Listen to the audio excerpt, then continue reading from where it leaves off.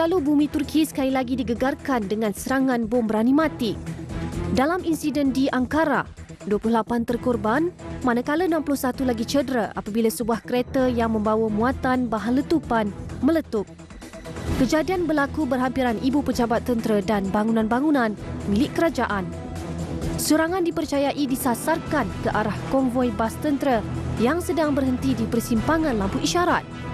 Suspek utama kejadian, Sahih Nikar, lahir pada 1992 dan berasal dari wilayah Hasakah di utara Syria. Seorang pegawai kanan keselamatan berkata, penyerang itu memasuki Turki dari Syria pada Julai 2014 dan mempunyai hubungan dengan kumpulan Kurdis Turki serta perisikan Syria. Perdana Menteri Turki Ahmet Davutoglu berikrar menjejaki kumpulan rakyat Syria yang dipercayai ada kaitan dengan militan Kurdis Syria.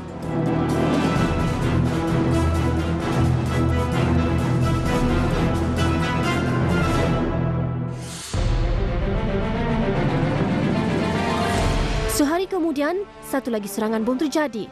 Kali ini menggegar wilayah Diyarbakir.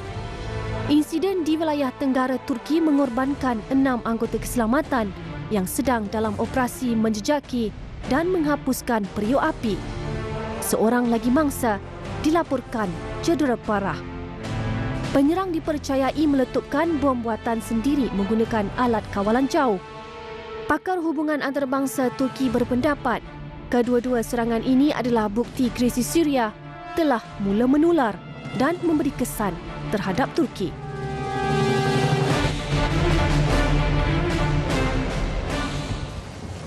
Okey, itu dia sedikit bingkisan yang kita kongsikan berkenaan perkembangan isu kemanusiaan. Okey, sekarang ni insya-Allah tema kita hari ini full-fledged 100% berkenaan perjuangan dan kita sebagai umat Islam membantu saudara-saudara kita yang memerlukan tanpa mengira agama sebenarnya dan bangsa.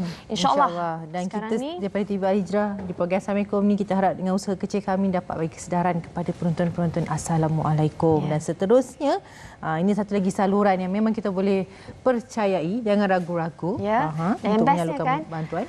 Yang bagusnya yang saya lihat kan ialah ayah ni dipastikan semua anak-anaknya terlibat langsung dalam usaha kemasyarakatan. So jadi anak-anak sentiasa nak membantu orang. Sibuk-sibuk fikir pasal hal orang. InsyaAllah dengan cara yang betul. Okey, dan kita kenalkan di studio Dr. Muhammad Tahir Abdul Rahman yang merupakan ahli lembaga pemegang amanah Humanitarian Care Malaysia MyCare. Assalamualaikum Doktor. Waalaikumsalam. Ahlan wa sahlan. Farah jangan confuse sikit. Nanti dia cakap ni Faizal Tahir ke siapa? Ayah Faizal Tahir. Okey. Inilah yang membentuk dan mendidik anak-anak yang masya-Allah berjaya. Dan seterusnya dan adik Faizal Tahir. Adik Faizal Tahir dan namanya Anas Tahir. Kan, yang merupakan seorang selebriti artis. Hari itu dah dengarlah suara dia. Masya-Allah. Power sangat. Saya pun share kat Facebook. Ramai pula yang komen. Alhamdulillah. Dan seterusnya yang juga merupakan aktivis lah. Dan saya kirakan dalam perjuangan ummah. Okey, Alhamdulillah. Pertama sekali nak tanya ke ayah lah kan. Sudah pastinya yang merupakan penaung, orang kuat di belakang MyCare dan juga banyak lagi anak-anak ataupun sister NGOs di bawahnya. Silakan Doktor. Bismillahirrahmanirrahim. Assalamualaikum warahmatullahi wabarakatuh. Janganlah kata saya orang kuat. Saya jadi kuat kerana ada penguatnya di belakang. Ya. Orang kuat memang selalu cakap macam tu. Dia menghargai orang yang bersama dengan dia. Masya Allah, tabarakallah. Baik. MyCare ni sebenarnya dia menggabungkan. Kalau dulunya kita kenal sebelum MyCare wujud, kita ada Aqsa Sharif. Tapi itu di tahun 2010. 2010 ni masih itu belum ada lagi krisis di Timur Tengah. Semua fokus tumpuan kita, bantuan kita adalah kepada Palestin. Especially Gaza. Tapi bila meletusnya apa yang berlaku di 2011 sampai sekarang ni, termasuklah Syrianya, termasuklah apa yang berlaku di Iraq, di Yaman, di Libya dan seterusnya kan. So setiap negara-negara ini ada saudara-saudara kita yang memerlukan bantuan. So kita terpaksa tubuhkan agensi yang berasingan untuk bantuan mereka sebab konflik mereka berlainan. Di Gaza lain, di Syria lain, di Mesir lain kan. So dengan adanya banyak agensi ini, kita nak tumpukan penggunaan resources kita yang agak limited kan. So itulah yang akhirnya kita tubuhkan MyCare yang mengambil agensi ini di bawah MyCare ni untuk fokus kepada region masing-masing. Dan bukan saja di Timur Tengah.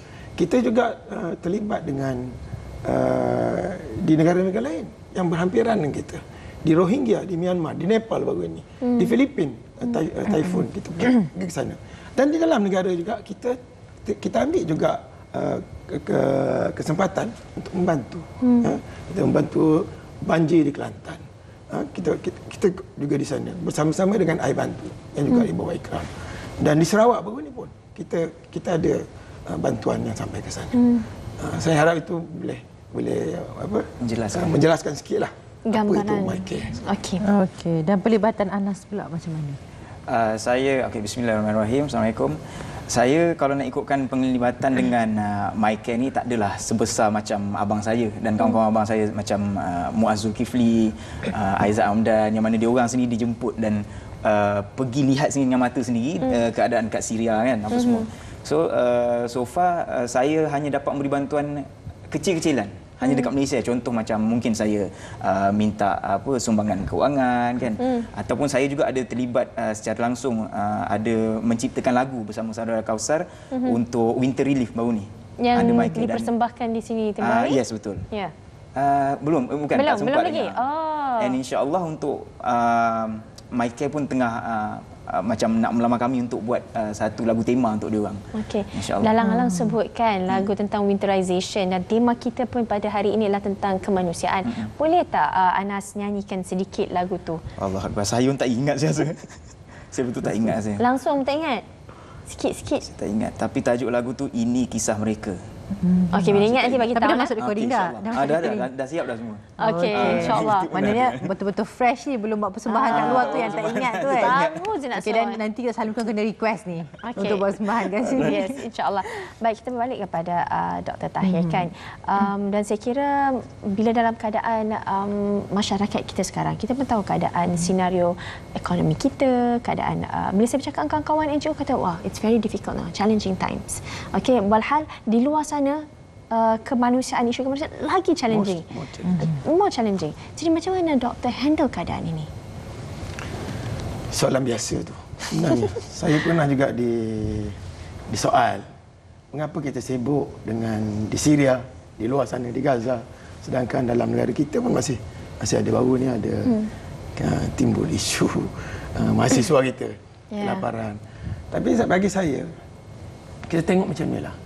Keadaan mereka di sana tu, mereka memerlukan bantuan yang melibatkan well organized kan, NGO, kalau boleh kerajaan sendiri pun boleh membantu mereka kan. Sedangkan kalau yang dalam negara kita sendiri, umpamanya kalau mahasiswa lah, kalau mahasiswa ni katakan kalau lapar pun dia masih ada abang, adik, kakak ipar, abang ipar, mak, uncle kan. Maknanya kalau diberitahu, saya rasa tak sampailah saudara-saudara ni tak boleh nak turun bantu kan. Sekurang-kurangnya cikgu dan lecturer. Cikgu, lecturer kan. Takkan dia nak diam kan. Sebenarnya bukanlah kita tak ada, kita ada cara-cara lain untuk membantu mereka ini. Tapi walau bagaimana pun masih juga ada. Umpamanya Anas pun ada terlibat dengan Gema yang tidur bawah jambatan. Gelandangan. Kita juga ada usaha-usaha benih gelandangan ini kan untuk membantu mereka. Sebenarnya kita tak adalah terus tak ambil tahu lah kisah dia orang ni. Tak ambil tahu langsung sehingga kan tumpuan kita ni hanya dia blinkered kalau kuda lah kan untuk nampak yang jauh saja, yang depan mata kita tak buat. Memang isu ini memang isu yang agak payahlah kalau kita nak explain. Sebab yang kita bawa ni benda yang kita pergi tengok, kita dapat rasa sendiri. Macam tadi pun ada cakap kan. Tapi kalau bagi orang-orang yang hanya mendengar berita, sekadar berita pun berita dalam TV saja, baca-baca surat khabar sikit, hanya berita-berita biasa saja, memang mungkin dia tak datang perasaan, rasa the passion to help these people. They are really in need. Kita kena fikir kalau macam di Syria dah 5 tahun duduk dalam kemah. Saya tengok dalam kemah tu dengan air najisnya keluar dari kemah, berjalan. Di situlah anak-anak nak berjalan kan. Dia tu dig the water, air nak kena gali, buat perigi, nak bersih, nak minum. Perigi ni dig nak di pam pula perlukan minyak. Minyak kan, nak run the pump. Minyak pula disekat. So banyak sangat halangan ini yang kita perlu bantu. Dan inilah usaha-usaha kita untuk bantu mereka. Begitu juga di Gaza kan. Hanya berbeza. Di Syria dia melibatkan rakyat dengan kerajaan sendiri. Kan. Di Gaza kita kenallah siapa dia. Israel ni kan. Israel yang jadi the culprit yang menyebabkan Gaza ni jadi what it is today. So itulah dia memang. Tapi usaha ni kena teruskan. For example macam Michael ni. Kita pun tak expect, memang orang Malaysia ni memang sangat-sangat prihatin benda-benda macam ni. We have collected within 5 years 65 million 65 juta ni. Kita pun tak rasa macam betul ke macam, sebab kami bermula tu 2010 tu kita hanya small office kan, dan tapi hanya kita rasa bahawa NGO lagi ramai lagi baik bagi saya lah kan? Because usaha kemanusiaan ni, isu-isu kemanusiaan ni sangat besar. Tak boleh nak buat katakan my case seorang ke kan, haluan ke apa-apa jugalah, tak boleh dibuat seorang. Let's do it together. Ada yang dia melibatkan hanya untuk melihat membina balik masjid-masjid. Ada yang melihat hospital kan. So masing-masing ada dia punya target sendiri. Kan. So itulah usaha NGO ni patutnya kita pupuk sama-sama, dan kalau boleh kita boleh bincang sekali pun lagi bagus. Betul. Betul. Jadi isu tu sebenarnya tak perlu diperbesar-besarkan sebenarnya, mana negara kita bantu, negara sendiri atau negara luar. Yang penting jangan memilih kan. Nak menolong ni biar ikhlas. Macam Anas sendiri pun ayahnya kata ada buat program-program di Malaysia membantu gelandangan. Jadi nak tahu apa antara yang dijalankan? Saya rasa kalau isu-isu macam gelandangan apa semua ni, rasanya banyak juga NGO lain yang biasa buat macam kongsikan makanan atau membagi pakaian yang baru kan. So saya rasa yang macam banyak sebenarnya NGO lain yang buat pun. So alhamdulillah bila berjemaah tu lagi dia orang kata the more the merrier. So anda turun berseorangan atau dengan kawan-kawan? Dengan kawan-kawan. Dia mesti berjemaah lebih senang. Jadualnya bagaimana bantu gelandangan ni? Jadual ni biasa yang organisnya ada yang kepalanya lah kan. Saya ni sekadar orang di belakang lah. Alah, anda sih merendah diri sangat ni. Kalau saya free join. Kan? So, sekerap mana? Sebulan 2-3 kali? Dalam mungkin 4 bulan sekali macam tu. Tengok waktu yang mereka sangat memerlukan. Contoh macam biasa, waktu Ramadan, biasalah tu, waktu macam tu kan. Atau waktu dia orang ditimpa musibah macam banjir macam tu lah. Biasa ada jadual juga benda macam tu kan. Okey, maksudnya dia ad hoc. Tetapi betul. Ada usaha daripada grup-grup ad hoc ini. Okey, dan yang menariknya saya nak tanya kepada Dr. Latahir kan. Kalau selalunya orang ada passion. Dia akan datang boleh tengok visual anak-anak kena bom, kena bunuh dan sebagainya. Tapi passion tu tak berterusan. Macam doktor ni berterusan, istiqamah. Kan, istiqamah berterusan. Apa yang boleh membuatkan seorang itu istiqamah dalam membantu sahabat-sahabat mereka? Doktor jangan jawab lagi. Kita berehat dulu. InsyaAllah. Okey, nak kena repeat balik soalan tu. Macam mana nak kekal istiqamah? Kita tengok kalau macam kes-kes apa yang berlaku di Syria, apa berlaku di Rohingya, apa berlaku di Palestin. Kan kalau kita fikir-fikir balik kan, ada waktu tu kan kita rasa macam nak tolong, tiba-tiba rasa dah tak ingat langsung. Jadi apa yang dikatakan dengan passion kita tu untuk membantu kan? Nak terus dan bab kata doktor sikit tadi, lain orang lain passionnya. Jadi doktor punya pengalaman sih macam mana? InsyaAllah. Kita berkongsi. Mengapa passion saya. Ya. Saya nak ada 2 poin saya nak cerita pasal passion saya. Mengapa saya berterusan dalam my care ni. Dan insya-Allah passion ini tak akan luntur. Saya nak bawa kepada, nak share bersama-sama ni, satunya passion pertamanya mengapa kita harus bantu Gaza dulu. Gaza dan Palestin. Di situ terletaknya Masjid Al-Aqsa. Masjid Al-Aqsa adalah masjid yang ketiga bagi kita. Saya berniat, rambut dah putih. Masih adakah masa untuk saya satu hari akan bersolat di Masjid Al-Aqsa dalam keadaan Palestin bebas daripada occupation Israel.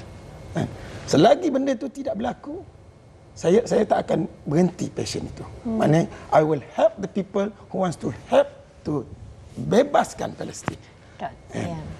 Boleh saya sambung lagi? Sama.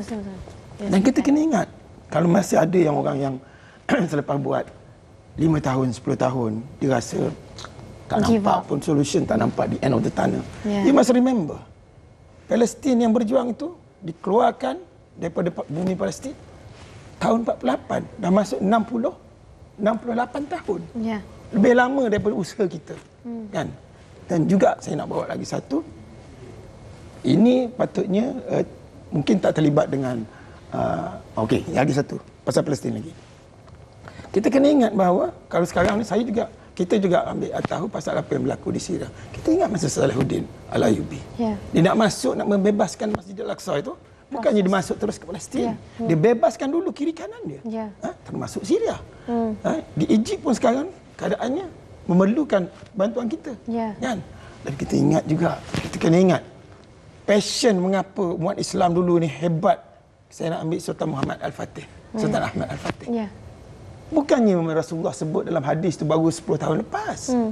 800 tahun dia masih berpegang, dia yakin bahawa satu hari apa yang Rasulullah SAW sebut itu tentang orang yang akan bebaskan Konstantinopel adalah orang yang hebat.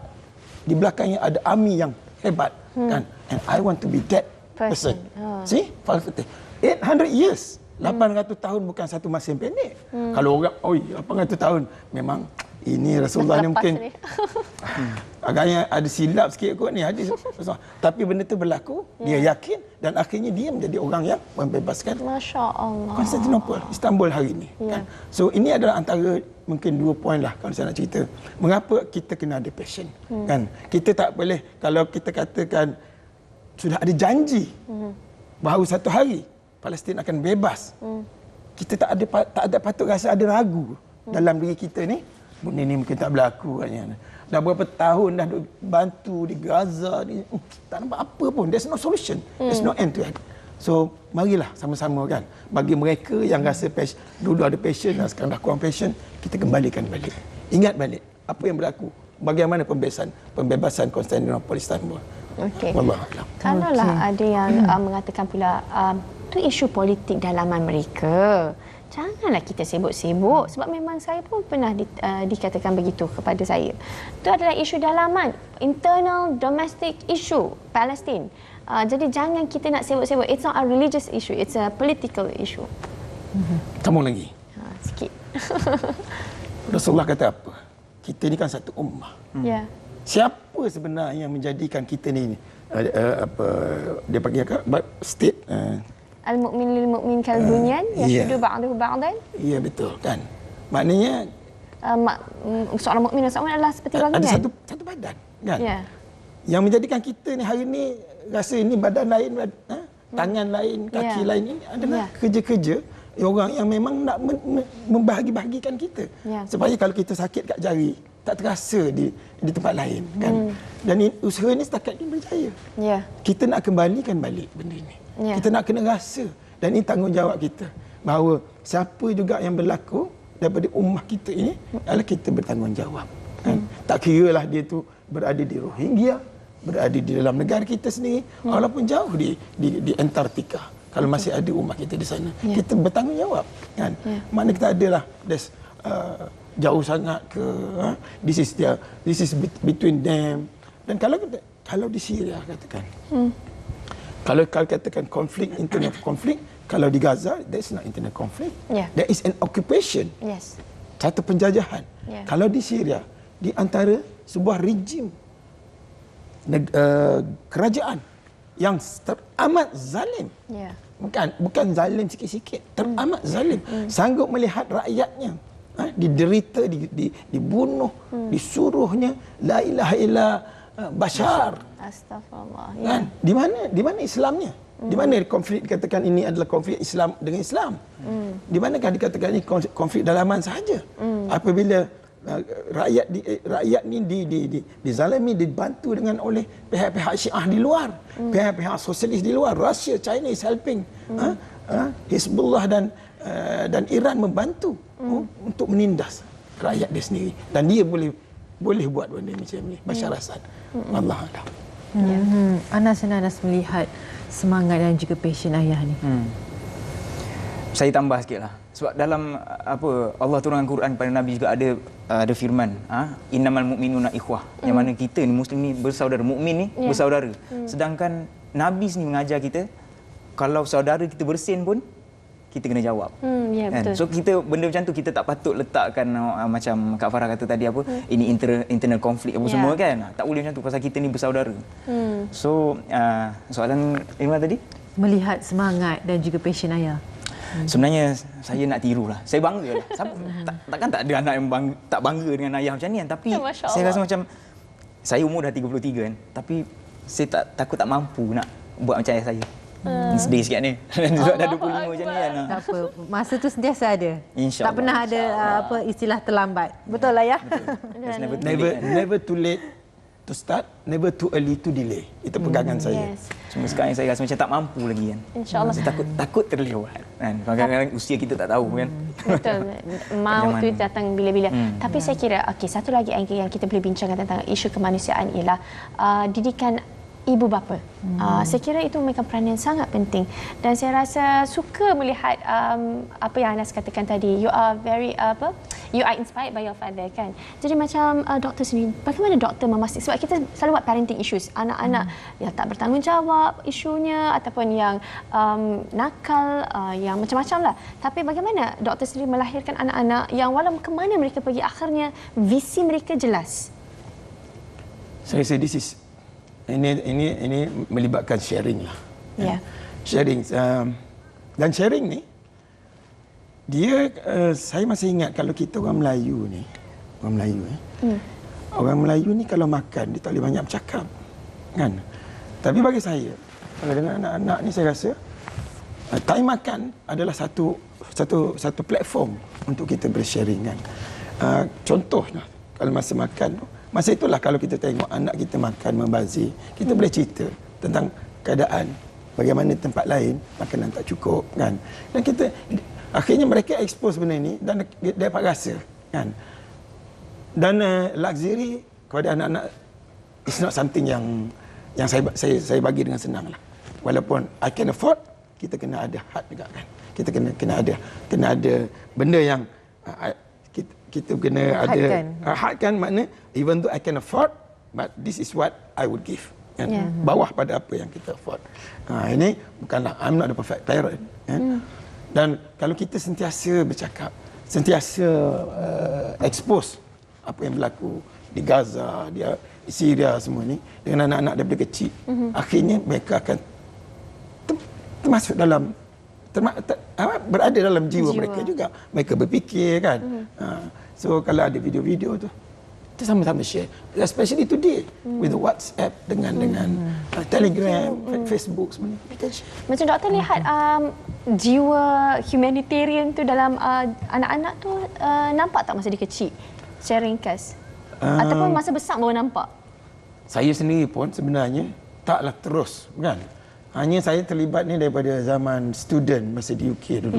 Kita ada kawan-kawan Palestin, Arab semua kan. So kita tahu dah masalah-masalah dia orang. So dia orang ni saya rasa taklah daripada kecil tu dah rasa kan. It's just that bila dah besar tu dia dah nampak keadaan, kita bercakap semua ni, barulah dia orang ada. Faizal abang dia pun sebelum ni tak ada apa pun, hanya bila kes Mawir Marmara kan. Kes Mawir Marmara saya baru masuk dalam Aqsa Sharif baru sebulan kes tu berlaku, dan saya Facebook saya masa tu SMS lagi lah kan. SMS apa yang berlaku di Mawir Marmara, ada ustaz kita kat dalam tu doakan. Itu yang menyebabkan dia terasa kan. Dan bila dia tengok gambar Mawir Marmara atau askar Israel masuk itu, macam mana zalimnya dia orang untuk hantar bantuan, itu yang mencetuskan. Kebetulan pula TV3 pula jadikan dia duta Palestin. So that's how it happens. Alhamdulillah. Alhamdulillah. Allah dorongkan ke arah kebaikan. Masya-Allah. Okey. Dan sebenarnya Anas sendiri, bila Anas melihat remaja-remaja yang sangat peka dan sentiasa terlibat dalam kerja-kerja kemanusiaan, ada tak beza dengan remaja-remaja yang tidak? Sudah tentu ada beza. Dan apakah perbezaan itu? Perbezaan antara macam remaja yang terlibat secara langsung, dia orang ni lebih orang kata down to earth lah. Very humble pasal dia orang sendiri mengalami dan dia orang sendiri turun ke padang untuk memberi bantuan apa semua kan. Berbanding dengan remaja yang tak terlibat ni, bukan nak kata dia orang macam meninggalkan semua ni. Tapi mungkin buat masa ni dia orang terlalu banyak input daripada media lain kan. Yang mana benda ni memang banyak mempengaruhi remaja sekarang ni. Kan dia orang mungkin tak tengok benda-benda yang humanitarian lah. Lebih kepada gosip, lebih kepada selebriti. So daripada sini sepatutnya saya mewakili selebriti lah. Selebriti tak termasuk tak spesifik kepada hanya seorang penyanyi kan. Tapi selebriti pelakon, artis, pelukis apa semua kan. Wakil pada dia orang untuk selebriti buat kerja-kerja macam ni supaya remaja-remaja yang suka baca gosip ni akan melibatkan diri secara langsung. Sebab dia orang ada peminat. Selebriti sangat ramai peminat. Betul. Dan Instagram mereka. Tidaklah lagu je kan. Yes, betul. Kan, tu macam Kak Farah sih mention sebelum kita udara kan kata, Kak Farah kata tak boleh buat semua, jangan tinggalkan semua. Ya, insya-Allah. Insya-Allah. Dan satu lagi isu berkenaan dengan boikot. Apa pandangan doktor? Boikot ini adalah bagi saya dan juga bagi Michael, bagi Axel Sharif, dia hanyalah sebahagian. Sebahagian daripada a bigger agenda. Bagaimana kita boleh mengajar pihak yang duk membantu. Sebab boikot ni dia hanya tertumpu pada di Gaza, ya, di Palestin. Dan kita pun hanya mengambil beberapa sahaja syarikat-syarikat main ni kan. Dan kita bukan boikot ini bukan untuk menghukum peminat kan. Kita bukan nak menghukum syarikat tu, kita hanya untuk memberitahu bahawa sekiranya ramai orang yang sama-sama boikot ini, bahawa kita concern about what you do with our money. You send dia hantar ke ibu pejabat ke headquarters dia ke, dan itu digunakan untuk support rejim Zionis kan, dia punya fund. So whatever kita buat, saya rasa ada kesan dia kan, ada kesan yang menyebabkan dunia luar tahu kan, dunia luar tahu. So sekarang ni contohnya dia bukan makanan sahaja. Kita juga melihat kalau masa yang meruntuhkan bangunan semua, apa yang guna mesin yang berat-berat tu. So sekarang ni dia pun kena fikir ni, kalau tidak dia going to boycott you. It's going to affect because you have your company in our country and around the world. Yes, kan? Betul. Dan insya-Allah saya rasa itu adalah satu penjelasan yang sangat jelas, sangat simple, tapi boleh dihadami dan difahami insya-Allah. Jadi perjuangan kita belum selesai.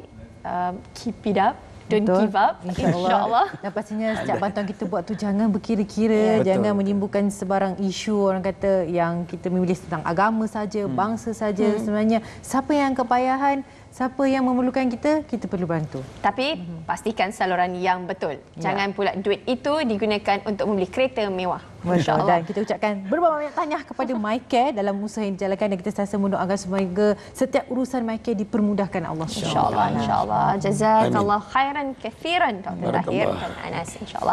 Okey, sekarang ni kita akan berkongsikan pula tentang maklumat yang mula-mula tadi masa awal program kita kongsikan tentang gempa kecil di Tasik Kenyir.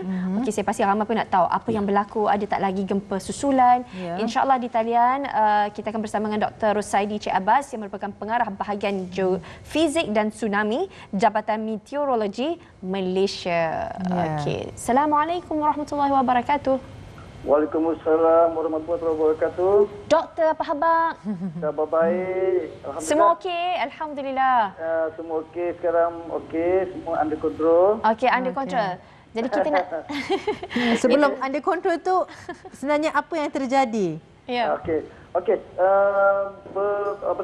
Berhubung dengan gempa yang berlaku di semalam, cuma saya ingin menjelaskan kembali bahawa satu gempa bumi lemah dengan magnitudo 2.7 pada skala Richter telah berlaku berhampiran Tasik Kenyir, Terengganu pada pukul 9.25 malam tadi. Pusat gempa tersebut hanya berada pada jarak 16 km dari Kuala Berang, Terengganu.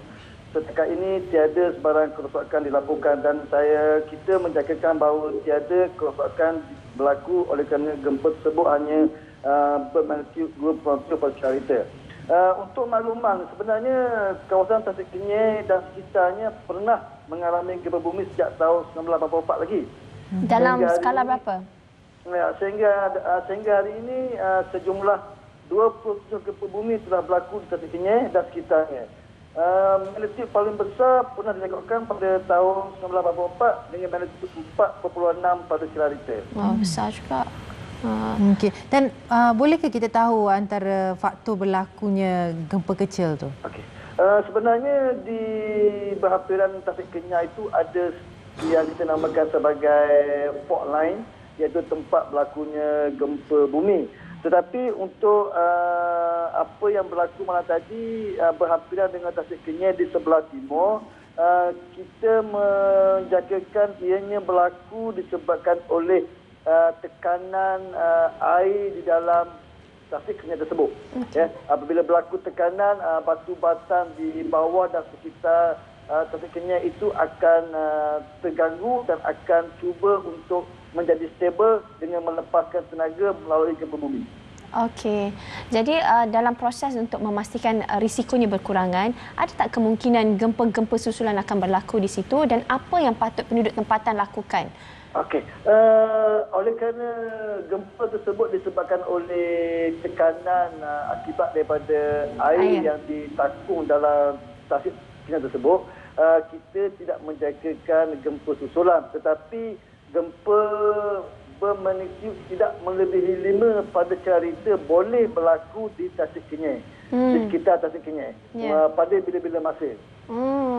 Dan apa yang patut masyarakat tempatan lakukan, khususnya mereka yang duduk dekat dengan Tasik Kenyir? Ya, okey. Dari segi Tasik Kenyir, saya pasti bahawa pihak pengurusan Tasik Kenyir telah mempunyai SOP dia. Apabila berlakunya gempa, apa yang mereka perlu laksanakan, saya rasa pihak pengurusan Tasik Kenyir telah mempunyai peraturan-peraturan berikut.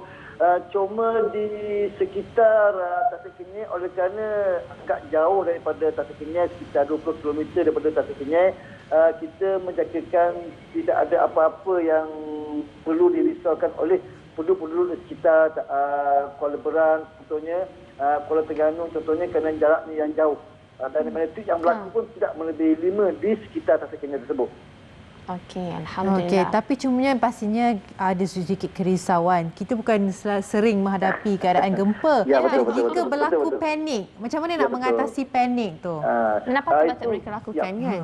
Ya, sebenarnya kita telah mengadakan beberapa siri kempen kesedaran. Kita telah pun memberitahu kepada penduduk-penduduk di sekitar Tasik Kenyir, di sekitar Kuala Berang, di Kuala Terengganu sendiri, bahawa kita ada memberitahu bahawa Tasik Kenyir boleh menghasilkan gempa akibat daripada takungan air tersebut.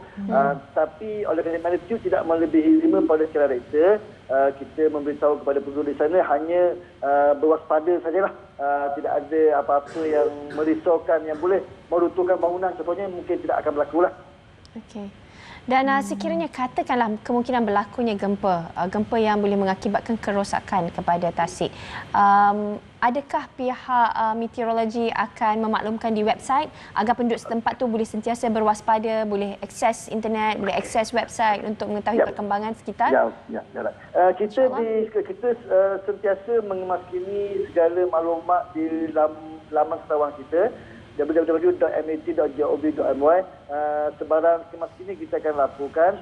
Cuma dari segi pengurusan Tasik Kenyir, saya pasti mereka telah ada peraturan dia tersendiri lah. Sekiranya berlaku apa-apa kerosakan kepada Tasik Kenyir, apa yang mereka perlu laksanakan, mereka telah ambil tindakan yang sewajarnya lah. Jadi untuk maklumat lanjut mengenai perkara ini, bolehlah melayari laman web mat.gov.my. Okey, jazakallah khairan kathiran. Terima kasih banyak, insya-Allah. Ya, sama-sama. Terima kasih banyak tuan. Okey, sama-sama. Assalamualaikum. Waalaikumsalam warahmatullahi wabarakatuh. Insya-Allah kalau daripada apa yang dimaklumkan oleh tetamu kita tadi, yang penting sekali ialah kena tenang, dan keduanya mengikut SOP Tasik Kenyir, dan yang ketiga yang paling penting sekali, sentiasa pastikan kita akses maklumat website, yang betul. Jangan nantikan dapat maklumat yang salah, dah dapat yang salah kita sebar-sebarkan menakutkan orang ramai je. Betul. Daripada tak panik jadi panik, daripada tak ada jadi apa-apa terus jadi apa-apa. Ya Allah Tuhan ku. Dan alhamdulillah program kita sudah pun hampir sampai di penghujungnya, dan selama 2 hari kami di TV Al-Hijrah dari dulu lagi sentiasa committed mengenai isu-isu ummah. Kita tak akan penat, kita tak akan malas, kita tidak akan rasa nak give up, insya-Allah, dan kita sentiasa istiqamah dalam perjuangan kita di sini, insya-Allah. Insya-Allah. Dan saya pun sempat juga Kak Farah DIY, saya shopping barang DIY. Okey. Itulah banyaknya Irma. Kan, bukan apa, seronok. Ini bukan shopping biasa kan, ini shopping yang orang kata part of kita punya ibadah juga. Kan, dan jangan berkira-kira tahu kalau beli barang-barang charity ni, sebab apa? Duit itu semua akan disalurkan ke dalam tabung bantuan. Kan, jadi janganlah nak minta diskaun pula. Jangan. Tak sesuai. Salah tempat untuk minta diskaun. Okey. Sebab apa? Duit itu nanti insya-Allah berkat. Jangan berkira nak menghulurkan tu. Yalah, tapi untungnya selain daripada kita keluarkan duit untuk ibadah, kita dapat gunakan barang-barang ni semua. Ya, betul. Kan? Betul. Tapi apa pun sebelum kita nak lontarkan kepada Abang Usop untuk persembahan terakhir, saya nak kongsikan satu hadis Rasulullah SAW. Yang ni saya kira sangat-sangat bagus, sebab kadang-kadang kita tak tahu dan kita selalu buat dosa benda yang kita tak tahu. Ni orang kata dosa ada ke dosa kering. Ini dosa betul-betul lah. Betul dosa. Okey, iaitu yang maksudnya sesiapa yang cari redha Allah walaupun manusia murka, maka Allah akan memeliharanya, dan sesiapa yang mencari redha manusia dengan kemurkaan Allah, maka Allah akan menyerahkan dia kepada manusia. Jadi insya-Allah apa saja kita buat, walaupun kita rasa orang tak apa nak suka kat kita, tapi kita buat dengan cara baiklah kan. Dan kerana keredaan Allah, bukannya nak tunjuk-tunjuk kat orang, bukannya kerana nak pujian dan sebagainya. Insya-Allah teruskan. Jangan patah balik. Tapi kalaulah kita buat sesuatu kerana kita takut orang marah kat kita ke, tapi kita tahu Allah marah dan murka kat kita, tapi kita buat juga, Allah tidak akan ada bersama sisi kita. Yang tu yang paling gerun. Patutlah orang selalu pesan, ustaz-ustaz pesan apa-apa kita buat kena dimulai dengan niat, dan niat tu kena betul. Sebab niat tu yang akan mendorong setiap perjalanan apa yang kita ingin melakukan tu. Betul, insya-Allah. Jadi pastikan niat kita betul. Sebab itulah surah Al-Ikhlas, walaupun perkataan ikhlas tak ada dalam surah Al-Ikhlas, tapi Al-Ikhlas ada dekat situ. Tajuk dia tu. Tajuk dia. Sebab hati kita, niat kita daripada apa orang kata? Lillahi ta'ala. Lillahi ta'ala, insya-Allah. Dan sekali lagi ucapan kita terima kasih kerana kita sebut pasal mencari redha Allah dan seterusnya mengenai niat, kerana semua NGO yang kita bawa pada hari ini, mereka ni tak kaya, walaupun dapat kupon 60 juta ringgit. Mereka tak kaya, tapi insya-Allah dengan niat yang betul mereka kaya dengan nikmat Allah. Tanyalah kat mereka semua kata sentiasa cukup makan. Dan kita ucapkan tahniah juga kepada tim Assalamualaikum kerana komited untuk 2 hari ini dalam usaha mengumpulkan semua NGOs turut serta atas pentas ni untuk wawarkan kepada penonton-penonton berkaitan dengan isu kemanusiaan. Betul, dan kami juga insya-Allah berjanji dengan izin Allah kita akan sentiasa membawakan isu-isu ini kepada para penonton semua, supaya kita sentiasa fikir manusia kan nasial cepat lupa kan. So insya-Allah kita bagi kita tak lupa supaya kita tahu macam mana kita nak membantu sahabat-sahabat kita. Okey, sama-samalah kita berdoa. Jadi kita labuhkan tirai Assalamualaikum pada hari ini dengan persembahan daripada Abang Sani dan juga Abang Usop dengan lagu puisinya. Masya-Allah. Itu ada. Wujud. Betul lah, samalah arti dia tu. Ada dan wujud. Okey. Silakan Abang Usop.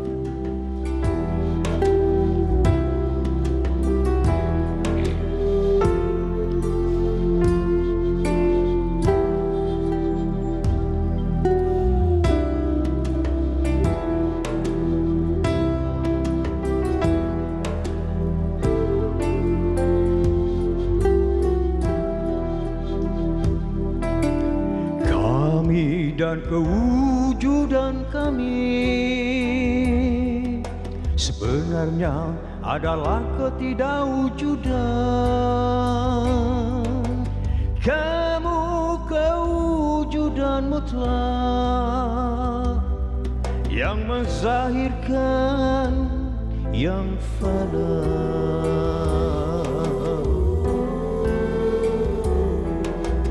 Kami semua singa, tetapi singa dipanji-panji disebabkan angin. Mereka meluru ke depan dari masa ke masa.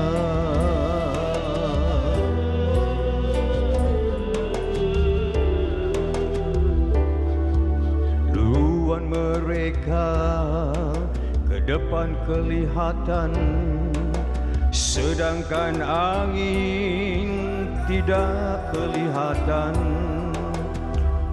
Moga yang tidak kelihatan itu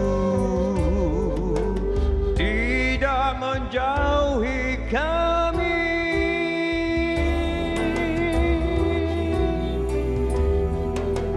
Angin kami yang menggerakkan kami, dan adanya kami adalah hadiah darimu keseluruhan.